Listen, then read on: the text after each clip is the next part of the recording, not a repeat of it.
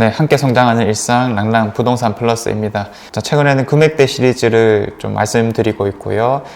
지난번에 아주 작은 금액대에 이어서 신축 아파트들의 물건들을 또 정리하고 있는 중입니다. 요거 전에 영상에서는 왜 우리가 이런 신축 아파트에 또 집중을 해야 되고 5억대 아파트 중에서는 어떤 것들이 괜찮을 수 있을까 한번 살펴보게 되었었습니다. 자, 그리고 오늘 시간에는 아무래도 이 금액대는 조금 떨어지는 맛이 있어야지 우리가 또 흥미롭지 않습니까? 4억대 물건들을 한번 가져와 봤고요. 이런 4억대 물건들을 평가해보자면 효율성 자체가 좀 좋을 수가 있다. 우리가 좋은 입지에다가 충분히 괜찮은 아파트를 신축급으로 잡을 수 있게 된다면 이거야말로 효율성이 또 뛰어날 게 아닐까라고 판단을 해볼 수가 있는 겁니다.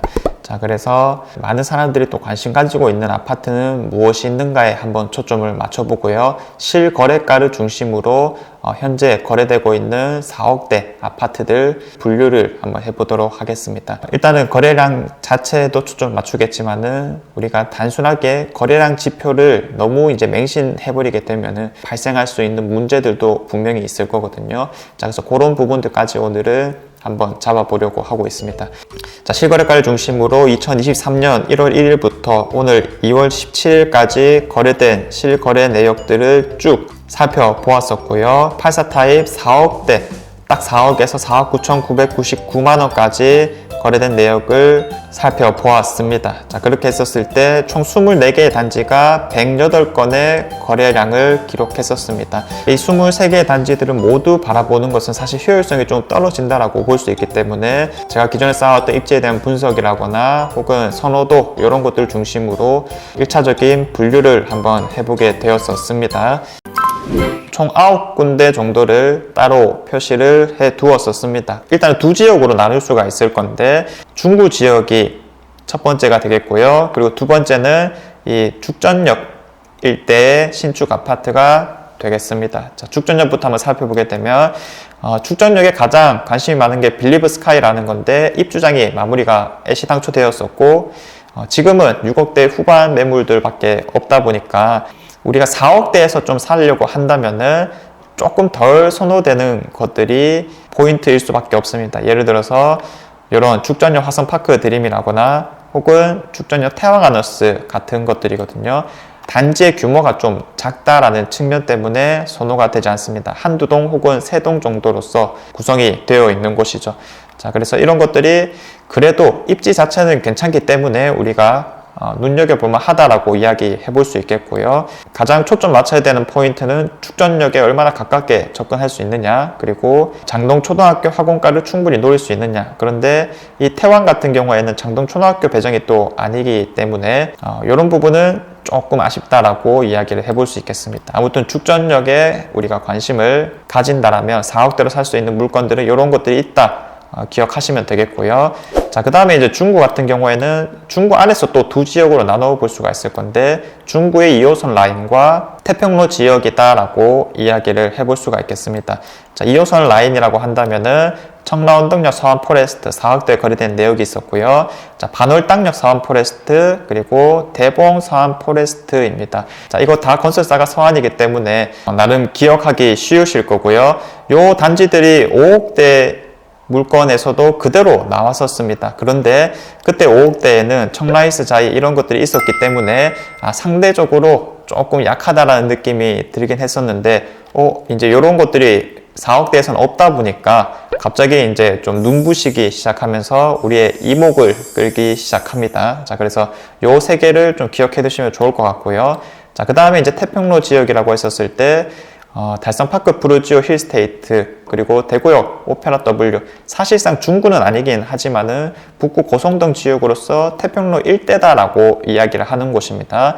자, 이런 곳이 지금 거래량 순위로서는 또 3위를 차지했던 곳이었거든요. 10건이 넘는 거래를 만들어냈었습니다. 자, 그래서 일단은 태평로 지역 이렇게 이제 한번 기억을 해두시면 될 것 같은데, 자, 키워드로서 다시 한번 정리를 해드리자면 4억대 키워드는 요것입니다. 자, 지역 기준으로서는 우리가 중구이냐 아니면은 죽전, 달서구이냐, 자, 요렇게 한번 나눠볼 수가 있을 거고요. 중구 안에서는 또 두 지역으로 나눴습니다. 자, 2호선 라인이라고 할 수 있는 중구 3서안 이 키워드를 기억하시면 되겠고요. 그리고 태평로 키워드를 기억하시면 되겠습니다. 그리고 맨 처음에 언급했던 죽전력. 자, 요거 세 가지만 기억해 두시면 4억대로 물건을 바라보시는 상황에서 시간 절약을 좀 할 수 있는 효율적인 단어가 아닐까라는 생각이 들고요. 자, 이 중에서는 삼서한이 사실상 가장 눈길이 끌었었는데, 삼서한 중에서 청라운동역 사원 포레스트는 지금 4억대 매물들이 안 보이더라고요. 적어도 네이버 매물상에서 보이는 매물이 지금 최저가로서는 5억대로 훌쩍 넘어가는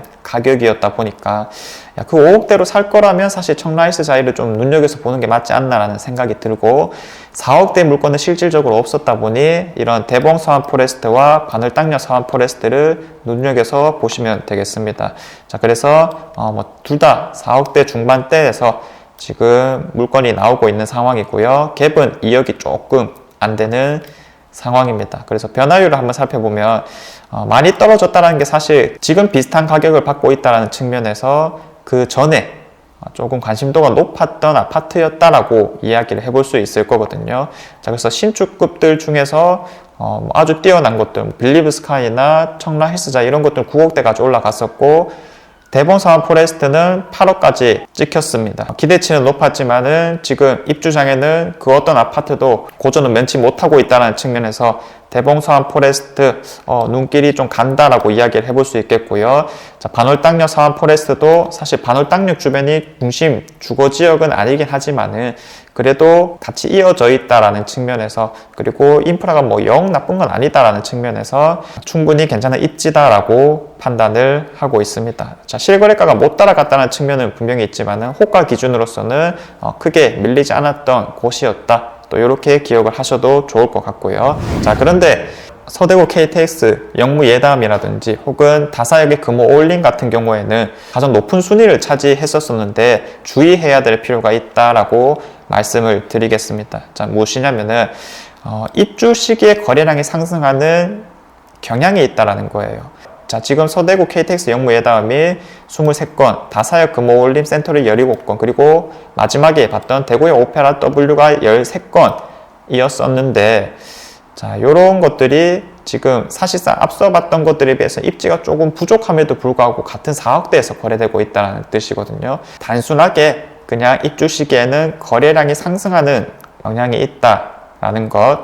그러면 사는 사람이 그걸 안 사면 되는 건데 왜 이런 판단을 했느냐? 100%라는 것은 없긴 하겠지만은 사는 사람의 입장에서도 조금 조급함을 느낀 게 아닐까, 혹은 다 지어진 모습을 봤었을 때 마음이 좀 끌렸다라거나 그 외에 충분한 선택 사항들을 만들지 않아 놓고 있었기 때문에 이런 선택을 했었던 게 아닐까 싶습니다. 또 다른 측면으로서는 서대구 KTX 영무 예담은 광역교통에 있다 보니까 외지 투자자들이 좀 들어올 수도 있지 않았을까라는 예상이 되는 부분이고, 다사역 금호 올림 센트럴 같은 경우에는 성주 쪽에 또 일자리가 많잖아요. 이런 일자리 수요들이 받쳐지기 때문에 신축급이 좀 싸다, 그리고 실거주로 만족할 만하다라는 측면에서 이렇게 거래량이 꽤 나타나고 있는 것으로 보여집니다. 그리고 또 한 가지는 세대수가 기본적으로 많은 곳들이에요. 이런 곳들이 세대수 대비 거래량으로 고려했었을 때는 또 그렇게 많지 않다라고 판단할 수 있으니까 거래량 지표를 일단은 먼저 분석을 하고 받아들이는 게 좋긴 하지만은 이런 거를 해석하는 과정에서 아무 생각 없이 받아들였다가 뒤늦게 좀 후회하는 경우가 생길 수가 있으니 이런 부분들을 내가 항상 주의를 하고 있어야 되겠습니다. 자, 그래서 이런 리스크를 좀 줄이기 위해 입지 정리를 좀 해둘 필요가 있다라고 말씀을 드리겠고요. 그리고 인근 시세를 좀 파악해 둠으로써 편향 같은 것들을 줄여 나갈 수 있겠습니다. 자, 그리고 이제 태평로 지역에 대해서 한번 말씀을 드렸었는데, 지금 거래된 것들 중심으로는 달성파크 프루지오 힐스테이트, 대구역 오페라 W 거래도 좀 되고 있고 4억대에서는 유일했다라고 이야기할 수 있겠는데, 사실상 조금 더 괜찮은 아파트는 뭐 도원 힐스테이트라거나 힐스테이트 대구역 역시나 4억대에서 살 수 있는 매물들도 있긴 하거든요. 물론 추가적인 비용을 더 들인다면 얘기는 달라지긴 하겠지만은 그래도 충분히 우리가 협상을 이어나갈 수도 있을 거니까, 만약에 4억대 관심 있으신 분들은 이런 아파트들도 같이 살펴보시면 좋을 것 같습니다. 자, 이런 게 이제 우리가 두루두루 시세를 많이 알고 있어야 된다라는 측면이 되는 거겠죠. 오늘은 4억대 물건까지 한번 살펴보게 되었는데, 늘 말씀드리다시피 지금 이 자리에서 할까 말까를 고민할 필요가 전혀 없는 것이다.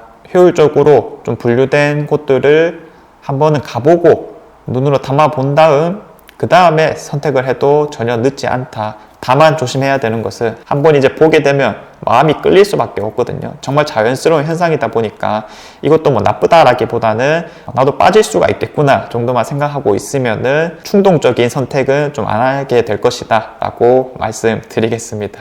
자, 그래서 다음 3억 때 또 기대되시죠? 잘 준비해서 찾아오도록 하겠습니다. 자, 이상 제가 준비한 내용은 여기까지고요. 다음에도 좋은 내용으로 한번 찾아와 보도록 하겠습니다. 감사합니다.